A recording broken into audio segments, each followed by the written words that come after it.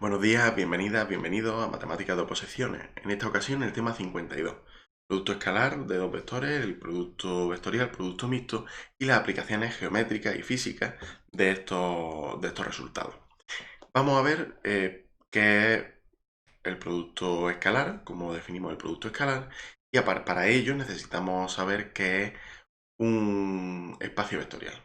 Un espacio vectorial dado un conjunto X, tenemos que el conjunto con la suma es un grupo conmutativo.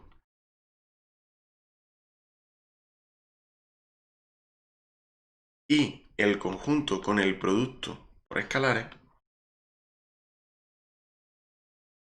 es asociativo y normado.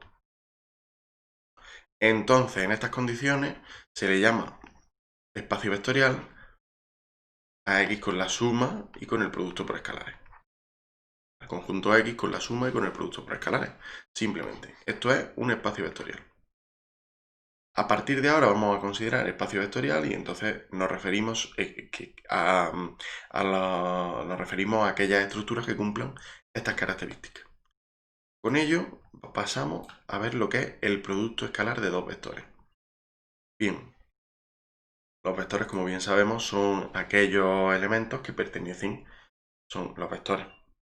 Son aquellos elementos que pertenecen a un espacio vectorial. Pues dado un espacio vectorial V, definido sobre un conjunto, en este caso, ¿sobre qué conjunto vamos a definirlo? Sobre el conjunto de los números reales. Este real es X, el conjunto X que definíamos al principio. Un producto escalar se define como una aplicación de este tipo de la correspondencia de V por V en R,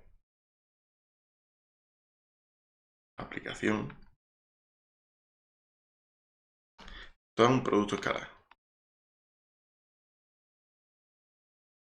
Si verifica las siguientes propiedades, tiene que verificar las siguientes propiedades. Dado para todo U y V del espacio vectorial, se cumple que U y V es igual a V. Esto es lo que nos hace referencia a la propiedad simétrica. Es decir, cumple una propiedad que es simétrica. En segundo lugar, también, bueno, lo voy a poner porque nos falta uno. Para todo U, V y W se cumple que U más V, W es igual a U, W más V, W. Simplemente. Ciertamente podríamos asemejarla a la propiedad asociativa. En tercer lugar, para todo U, V perteneciente a V y lambda perteneciente a R, se cumple que lambda por U, V es igual a lambda por U, V. Estas dos propiedades hacen que se pueden llamar directamente, cumple propiedades bilineales. Es bilineal porque cumple estas dos propiedades.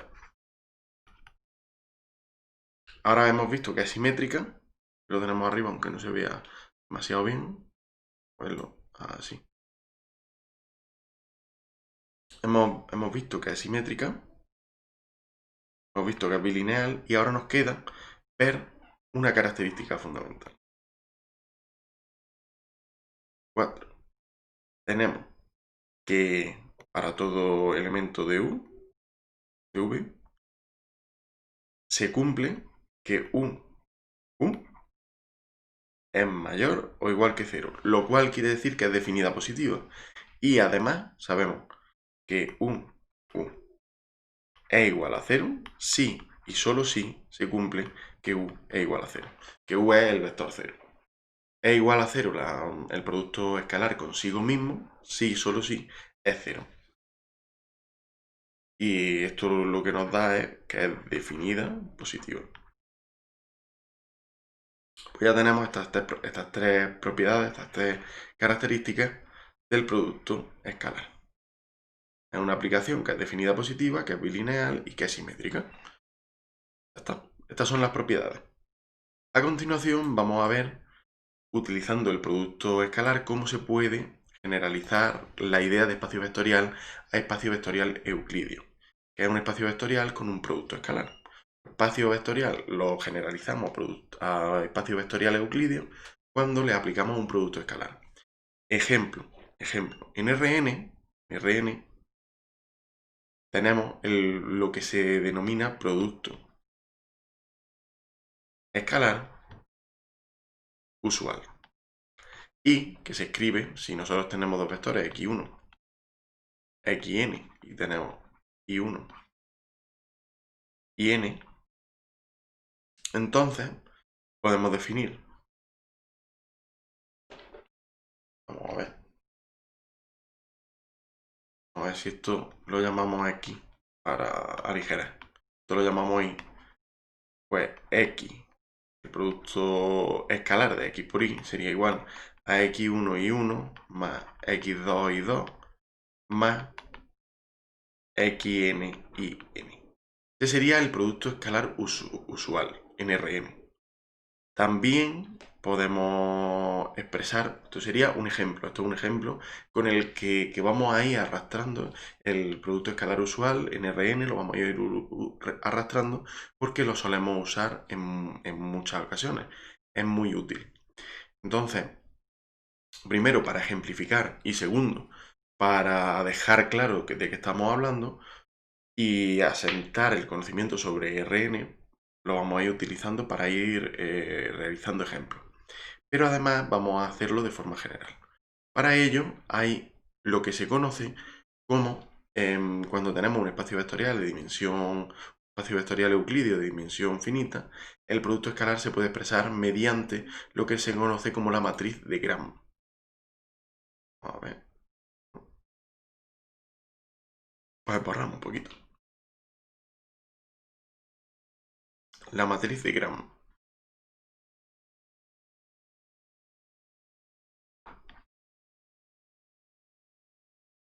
La matriz de Gram o matriz métrica respecto de una base, nosotros partimos de una base. Una base U1, U2,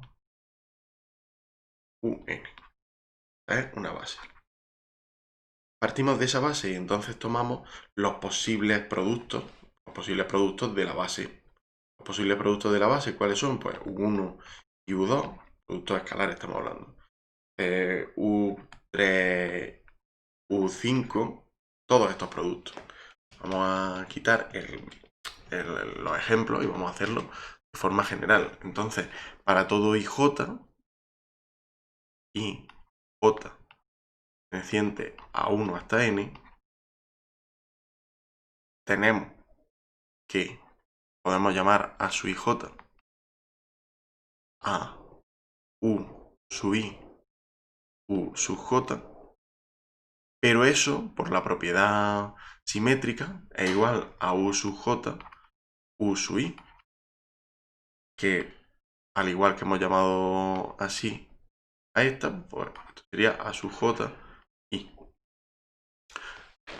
A sub IJ, si nosotros elegimos la matriz A como la matriz de A sub IJ variando en I y en J, entonces esta es la matriz de Gram. Esta es la matriz de Gram y vendría dada por A sub 1, 1 hasta A sub 1n, A sub n1 hasta A sub nn. Esta es la matriz de Gram. Es la matriz que vamos a utilizar para hacer el producto escalar en la base, en el caso en el que lo consideremos oportuno, en el caso en el que sea necesario. Vamos a ver un ejemplo, vamos a partir de la base de tener dos vectores expresados en la base B. Y tenemos dos vectores, tenemos dos vectores expresados en la base B. Pongamos x igual a x1, como teníamos antes, pero ahora expresado en la base que teníamos, en la base B. La base B, recordamos que era u sub 1 hasta u sub n. E y sub 1 hasta i sub n expresado en la base B. ¿Qué quiere decir expresado en la base B? Que nosotros ahora, si realizamos el producto de x y, nosotros vamos a tener pues x1 por u1 más x2 por u2 más así. De esa forma.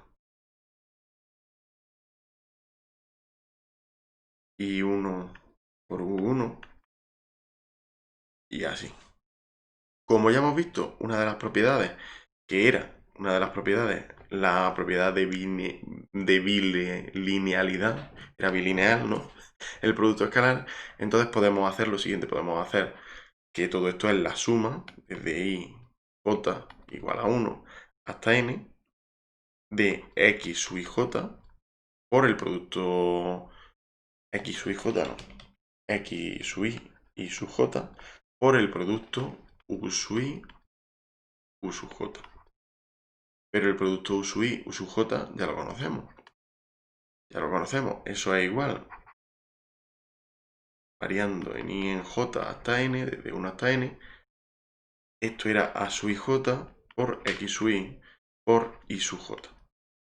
Pero eso también podemos escribirlo como, utilizando la matriz anterior, podemos escribirlo como x sub 1 a x sub n, expresado en la base B, por la matriz A, por i sub 1 hasta i sub n, expresado en la base B. Eso nos va a dar un número, que es lo que vamos buscando. ¿Qué es lo que ocurre? Que, por ejemplo, nosotros eso podemos escribirlo teniendo en cuenta el producto escalar usual en Rn. Si tenemos en cuenta el producto escalar usual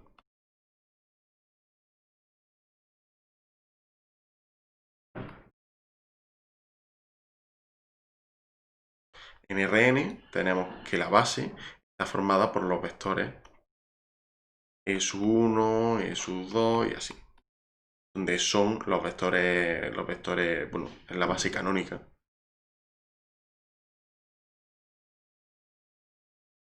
La base canónica de Rn. La base canónica de Rn y por lo tanto nosotros podemos escribir lo anterior, podemos escribirlo como x y, si x y están expresados en la base canónica, entonces podemos escribirlo como x sub 1 hasta x sub n por, en este caso la matriz de Gram sería la matriz de identidad, ya que al ser la base canónica, el producto escalar de cada dos es 1, simplemente 1. Y tenemos la identidad, bueno, es simplemente 1 cuando son el mismo. Y cuando es 1 por eso 1 es 1. Cuando no es 0. Por eso es la matriz de identidad. La matriz que recordamos que tiene en toda su diagonal nada más que 1. Y aquí i sub 1 hasta i sub n, también en la base canónica, expresado en la base canónica. Esto sería un ejemplo que, como ya he dicho, vamos a ir arrastrando. Vamos a ir arrastrando poco a poco. En cuestión de, bueno, podemos continuar, podemos considerar la norma de un vector. Vamos a hablar sobre la norma de un vector. Vamos a ponerlo por aquí. Aquí. Vamos a hablar sobre la norma.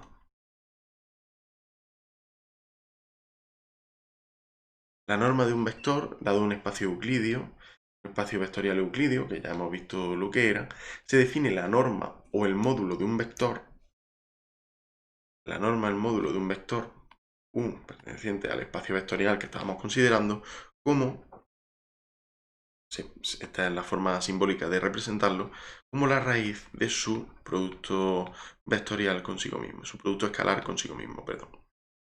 Bien, para el producto escalar usual, volvemos a realizar lo mismo. Para el producto escalar usual, norma de un vector con el producto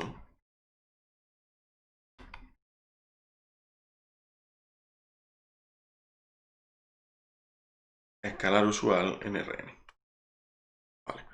Como ya teníamos x1, xn, pues simplemente tenemos, esto es x, tenemos que la norma de x es igual a la raíz de x1 al cuadrado más xn al cuadrado. Esa es la norma de un vector en el producto escalar usual. Un vector, y esto es importante, un vector se dice unitario cuando su norma es 1. Vector unitario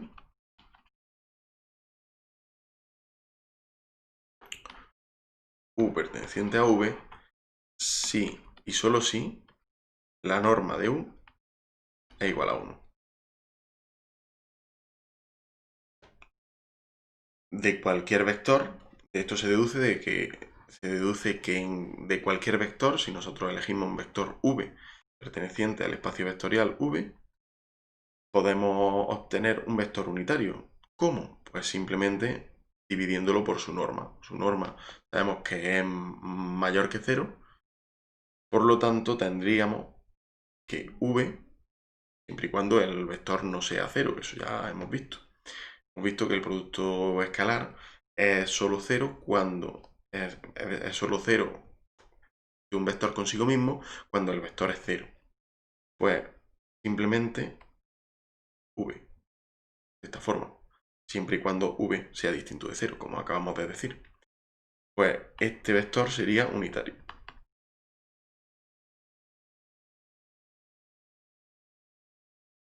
Las propiedades. Voy a borrar por aquí y ponemos las propiedades. Así. Las propiedades de los vectores, dado v,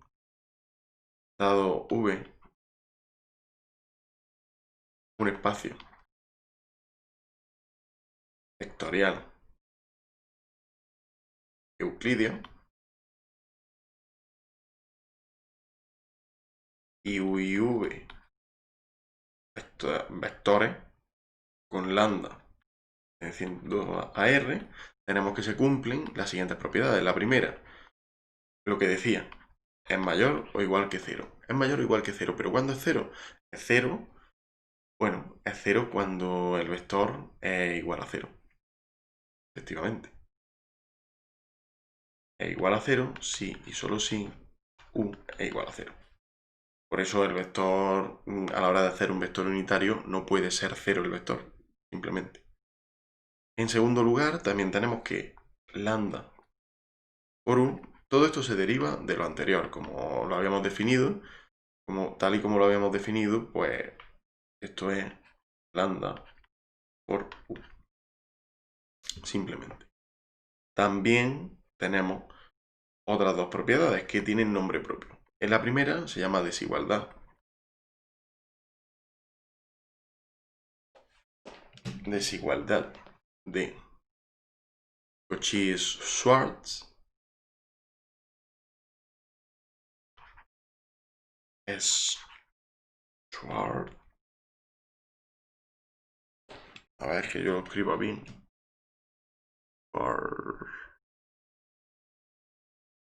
Schwarz. Ahí. Ahora, la desigualdad de Cauchy-Schwarz que nos dice que el producto escalar de dos vectores es menor o igual que la norma, el producto de la norma de esos vectores. Y por otro lado, también la desigualdad triangular. Estas son las propiedades de la norma. Desigualdad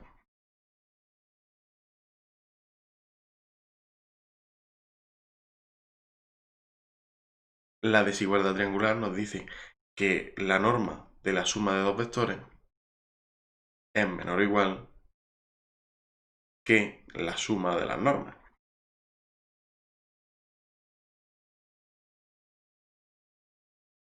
Eso es lo que nos dice. Bien, para el ángulo entre dos vectores vamos a recurrir a algo concreto. Vamos a recurrir a una definición. Y vamos a recurrirlo más para acá. Bien. Ángulo entre dos vectores.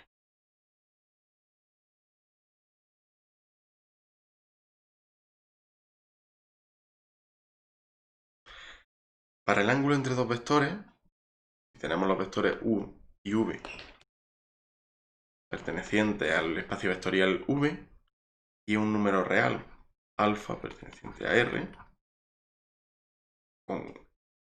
alfa perteneciente a r, no vamos a especificar que alfa es menor que pi, que es mayor que 0. Entonces se cumple que el coseno de alfa es igual al producto escalar de u por v partido por u. Vale, para poder demostrar la existencia,